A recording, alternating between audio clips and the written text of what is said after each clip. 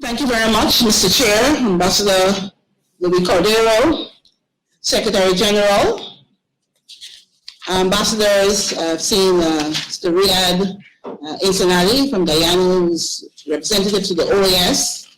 I have with me the Honorable Attorney General, Basil Williams, SC. I also have Permanent Secretary and Ambassador to the Americas, Ms. Phoenix, and other foreign affairs representatives here.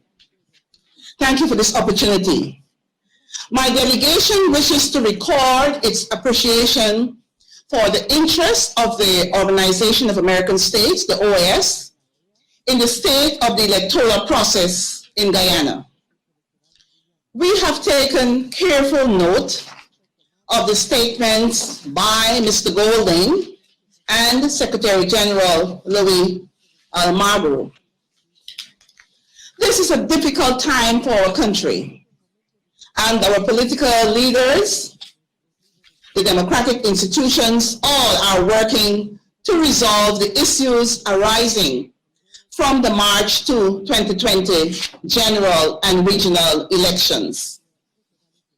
Let us be clear. The electoral process, which began on March 2, 2020, has not been completed, and its completion rests solely in the hands of the only legal entity that can pronounce on electoral matters in Guyana.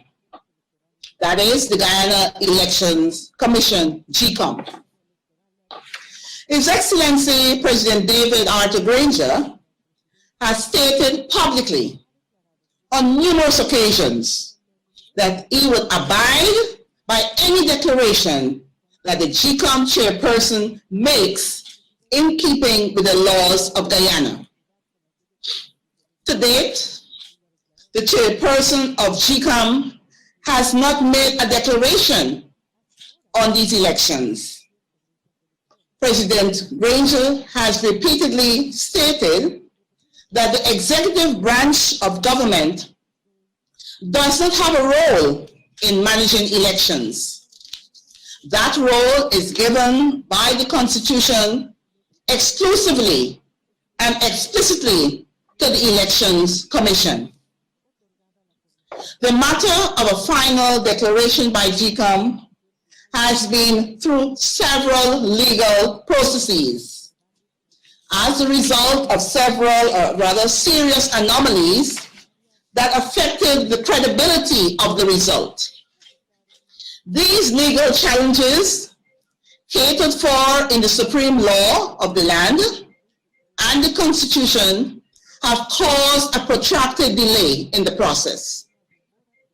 The Chief Justice, acting in the judgment delivered yesterday, July 20, 2020, ruled that Section 22 of the Election Laws Amendment Act is constitutional, and further that Order 60 made by the Elections Commission is valid. She said the results of the national recount must be used to declare the winner of the March 2, 2020 general and regional elections. Attorneys for the applicant indicated that the court, or to the court, that an appeal against the ruling of the Chief Justice will be filed before the Court of Appeal today, July 21, 2020, and this matter remains with the judiciary. No declaration can be made by the Elections Commission until the litigation process is completed. This delegation wishes to reiterate, and as recognized by the OAS Election Observer Mission and other international observers, that the general and regional elections on March 2, 2020, they were free, fair, and orderly, and conducted according to the laws of Guyana. However, after March 2, there were developments regarding our electoral process, which caused an extended delay in an official declaration of the result. Despite the delay, due to legal challenges, there is evidence throughout all this that Guyana remains governed by the rule of law with full respect for the separation of powers and the independence of the judiciary.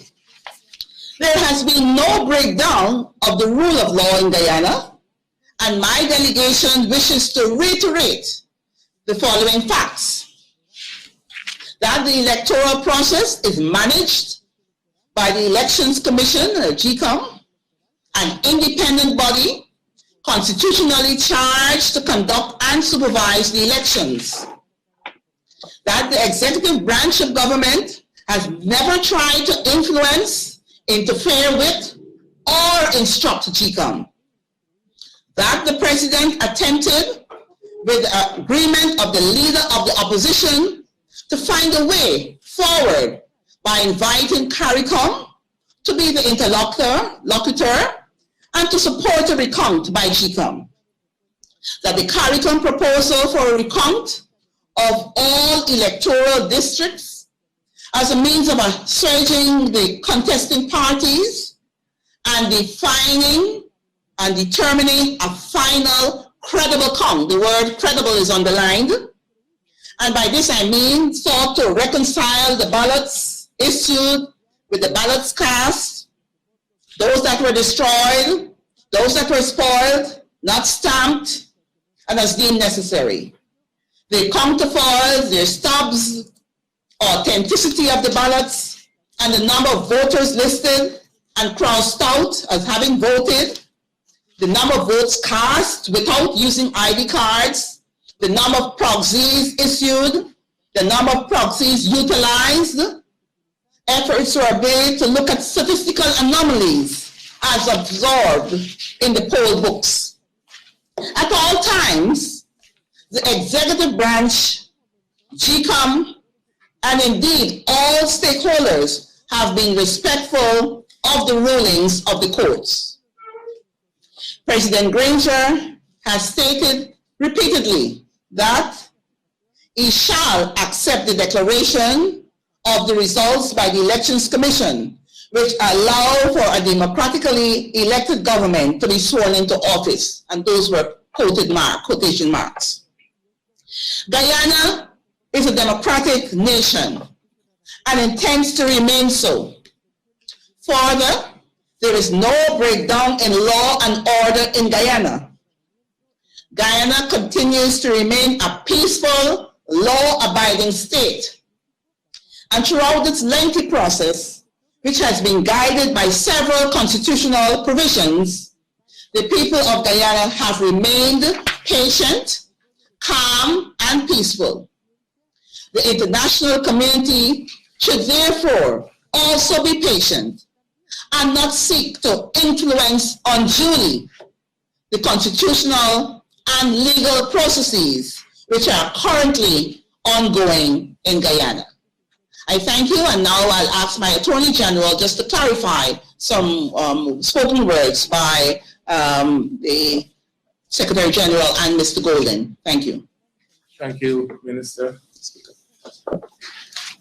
Mr. Chair, Ambassador Cordero, Honorable Secretary General, our Ambassador, Mr. Incinali, colleagues, members of the Organization of American States, I'm happy to be here, if not only to disabuse the minds of the Secretary General, and of course, hope to persuade the Honorable Bruce Golding that the picture painted of doom and gloom in Guyana certainly is not one if you're on the ground here, but you would believe that type of chaotic situation exists. We've had a long tradition going from Roman Dutch law and the English common law of the rule of law, a fine judicial system that Mr. Gordon himself could attest to in Guyana. And I believe that it is a very great characteristic that the Guyanese people are litigious, and they will not go and raid police stations and shoot them up or indulge in any other violent acts. But they would, of course, seek recourse to our courts. And that's very laudable, that in all what is happening, the Guyanese people have remained calm. Why? Because they know they have a system of law that they could have recourse to, and they are winners and they are losers in the system. And so we just have to abide the outcome of the judicial process. I heard that the CCJ, and let me say this, the history of our laws and our judicial system entail that once you have an election, and the election has entered into the election mode, the country has entered into the election mode, that is, we are in the period of election. It was held in several cases in Guyana that the court will not entertain any applications before the declaration of the results of the election, after which you could seek recourse to an election petition. That has been a time-hallowed tradition and practice in Guyana. But what happened on this occasion? On this occasion, there was a contention in one of the 10 electoral districts about a regional officer, election officer, having problems with his tabulation, etc. I was there. I saw what happened in the counting station. I was disappointed in what happened, the manner in which it was trashed. But people, I believe, who ought to have known better. But what has happened there is that they felt that when the REO called out from a statement of poll in the possession of GCOM, and under our legislation, the only statement of poll that matters is the statement of poll of the Elections Commission. If it were otherwise, it would be mayhem and bedlam. If all 17, 16 contesting parties could, are the calling out of the results by the Election Commission from a statement of poll, could then say, no, I don't agree with that because my statement of poll doesn't say the same thing, etc. It would be real chaos. But our law and our election machinery, they're not organized like that. So the statement of polls are guided by GCOM's statement of polls, and that's what the legislation says. But they went to the court after that. The court quashed the first declaration, and the court directed the REO how to go and continue the process. She told him it's in his discretion to determine his procedure. She told him he could restart the process entirely or he could continue for where he left off. And so what I wish to emphasize at this point is that that declaration was court-directed by the Chief Justice herself. And in fact, after that process restarted, and let me say that the recourse to the court in breach of the tradition I spoke about, Honorable Chairman and Secretary General and colleagues, was by none other than the opposition party, the People Progressive Party. We have never had that before because we always felt that if you were to enter upon such a course, you never know when the elections could be declared, and it has come to pass. So it's not like the government or the AP and UFC is doing anything untoward. The first recourse to the CCJ was not made by us. It was made by the opposition. They were dissatisfied with the decision of the Court of Appeal, and so they rightly sought recourse to our apex court. We don't have a problem with that.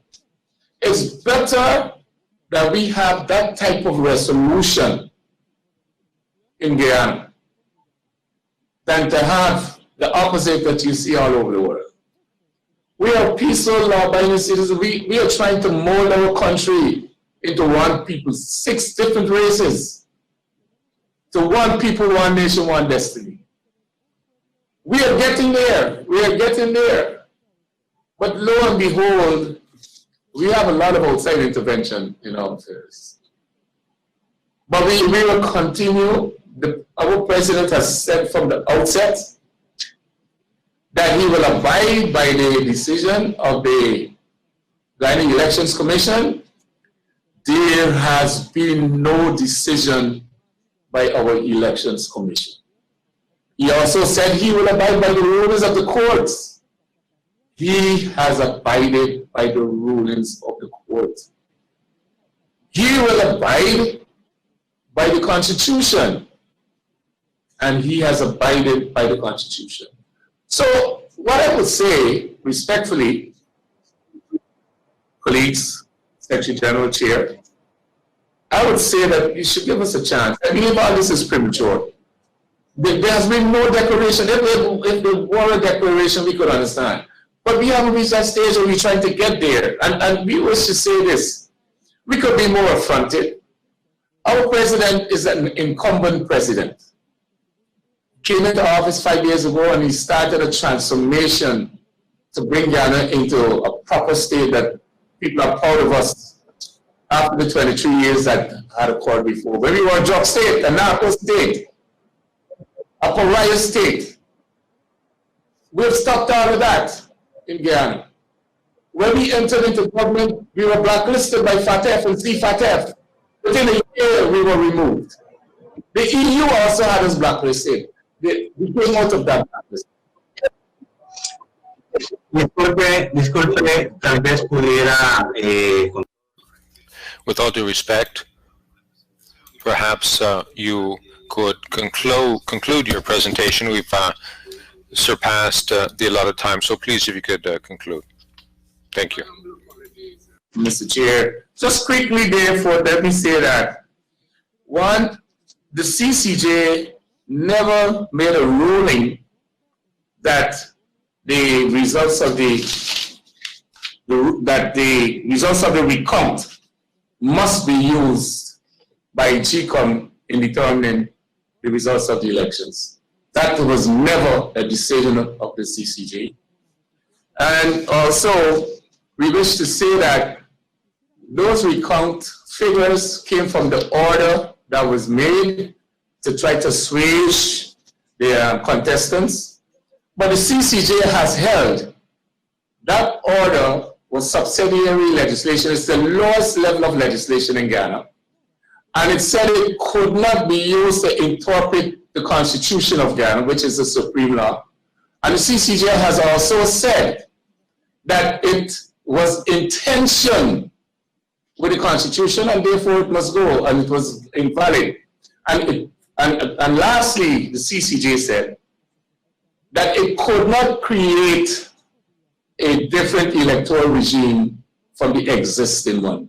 And that's where we are. We have to determine, therefore, it seems from the judgment of the CCJ, I'm finishing now, that having nullified that order made by GCOM, the recount order, it then sought to say that you have to go back to the original electoral machinery. And that's what is now has come up for resolution in the courts. Mr. Gordon, I think he's right. It could have a destiny where it's resolved at the apex court, but we are trying to get this thing over with. And we're hoping that we will have a very quick and peaceful resolution of this matter. Thank you.